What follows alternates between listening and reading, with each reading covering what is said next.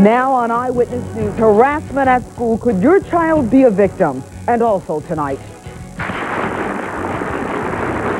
Kenneth Starr gets an ovation as the first day of the historic impeachment hearings come to an end at the House Judiciary Committee on Capitol Hill.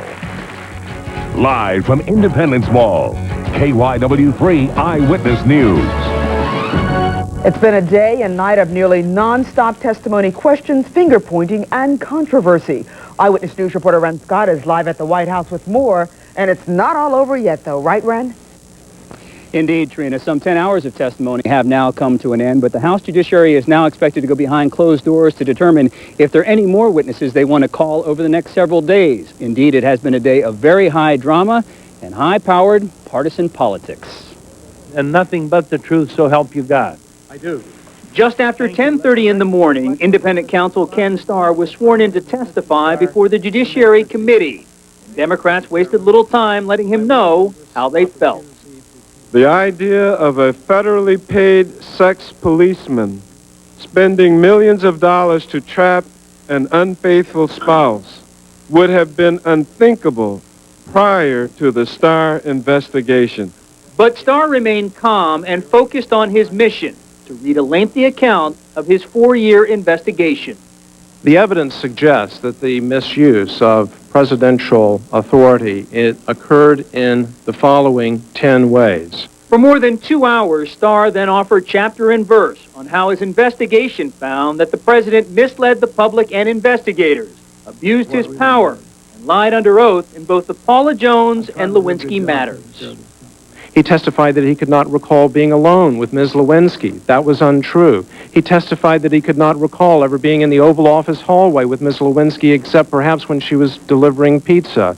That was untrue. He testified that he could not recall gifts exchanged between Ms. Lewinsky and him. That was untrue. For the first time, Starr did admit that he had failed to find enough evidence to accuse the president of criminal conduct in the Whitewater matter, Travelgate, or the alleged misuse of FBI files. But he defended the 4 years and $45 million spent on this investigation. It was our duty to be meticulous, to be careful. We were. But on that, Republicans and Democrats were clearly split, as each committee member had 5 minutes to address Kenneth Starr.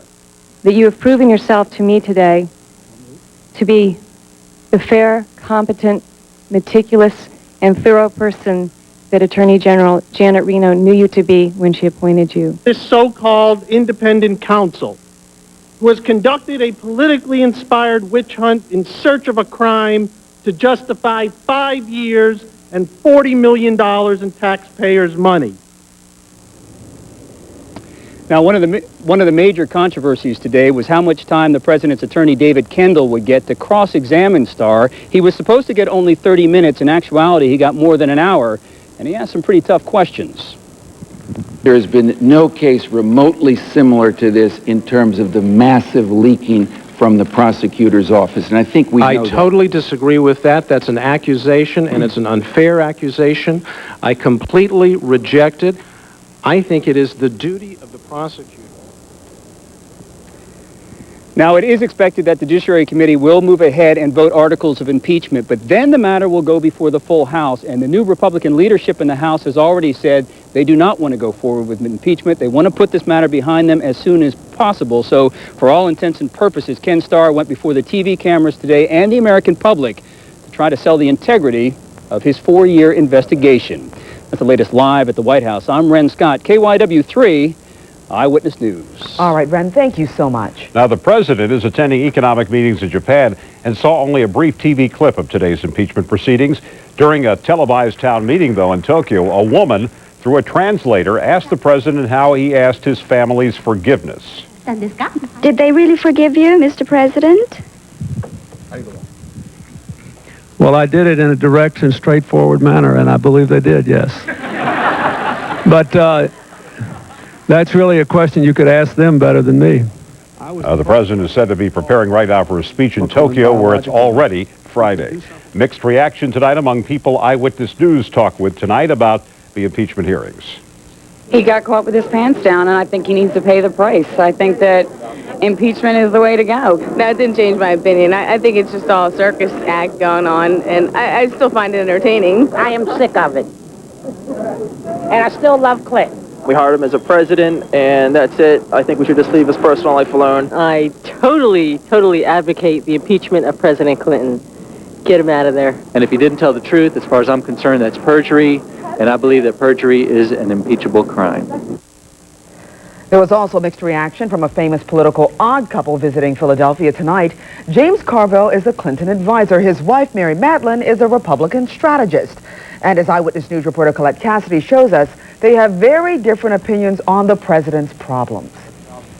He's one of President Clinton's closest friends. She's one of his biggest critics. And on this historic day in Bill Clinton's presidency, James Carville and his wife, Mary Madeline, were here in Philadelphia, speaking at the Young Leadership Council of the Jewish Federation. And not surprisingly, clashing over Ken Starr's performance in Congress. Why are you so anti-Ken Starr? You know what? I just don't like it. I don't like his sanctimony. I don't like how pious he is. I just don't like the guy.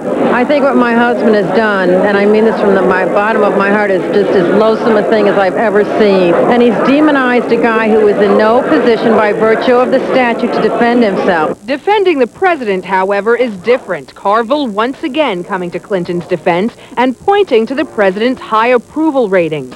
Polls his wife says mean nothing. President and his goons like Carville think that this is some victory, some vindication of a behavior that, I'll tell you this, if James did in his family, he would be out on his butt in the street within a nanosecond. President's in Tokyo right now as this is going on, you once again rising to his defense. Absolutely. He's a good man. He's a good friend.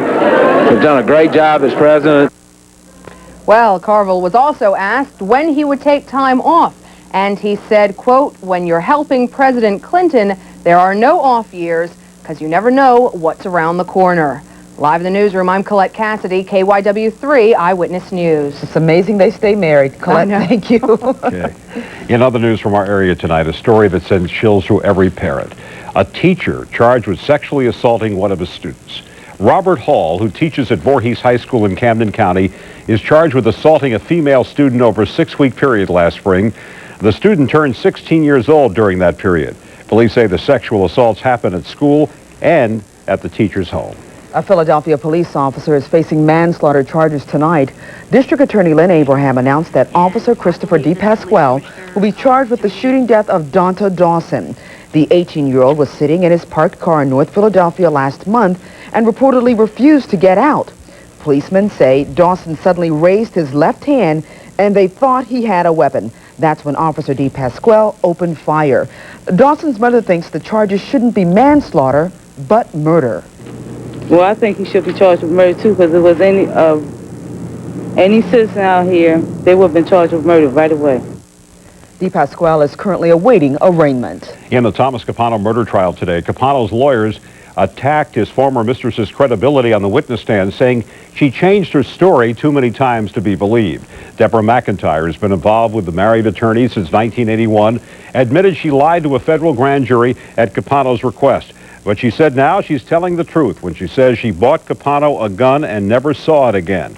She told a grand jury that she had thrown the gun away. Tom Capano is charged with the murder of Anne Marie Fahey, the scheduling secretary for Governor Tom Carper. She was last seen having dinner with Capano in Philadelphia in June of last year. Her body, that's June of 1996, her body was never found. And tonight, the exotic dancer known as Summer says convicted murderer Craig Rabinowitz is calling her and writing her letters from prison. Rabinowitz admitted killing his 29-year-old wife Stephanie in their mainline home last year. At the time of the killing, he was involved with Summer, whom he met at Delilah's Den. Her real name is Shannon Reinert. In an exclusive interview with Inside Edition, seen here on Channel 3, Reinert says Rabinowitz sits in jail and pours his heart out to her in letters. She says they have only made her feelings about Rabinowitz even more confused. When I go through them, I sit and I wonder, like, why is he doing this? Is he doing this because he needs a friend? Or is he doing this because I meant something to him? Or if he's holding on to something? In one of those letters, Rabinowitz expressed remorse for the killing and said it was not premeditated.